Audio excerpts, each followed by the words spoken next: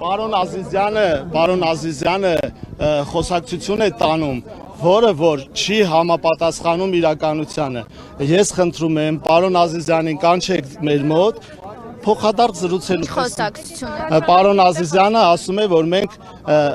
խոչընդոտում ենք երթևեկությանը եւ այլոց իրավունքներին խանգարում ենք։ Ես դրա հետ համաձայն չեմ, ես կարող եմ պատասխանել պարոն Ազիզյանին, բայց ոնց հասկացա ինքը չի ուզում մեզ լսել։ Եվ այստեղ կենտրոնացված են ոստիկանության շատ ուժեր, որը մեզ ընդհանրապես դուր չի գալիս։ Մենք սահմանադրությամբ շարժվում ենք մեր իսկ օրենքներով, ես նշեցի եւ բազմաթիվ անգամ կնշեմ, իշխանությունը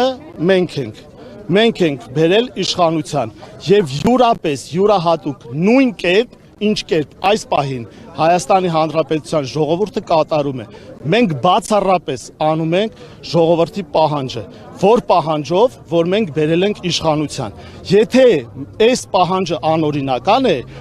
իշխանությունը ակամայից ընդունում է, որ ինքը անօրինական ընտրված իշխանություն է։ Խնդրում եմ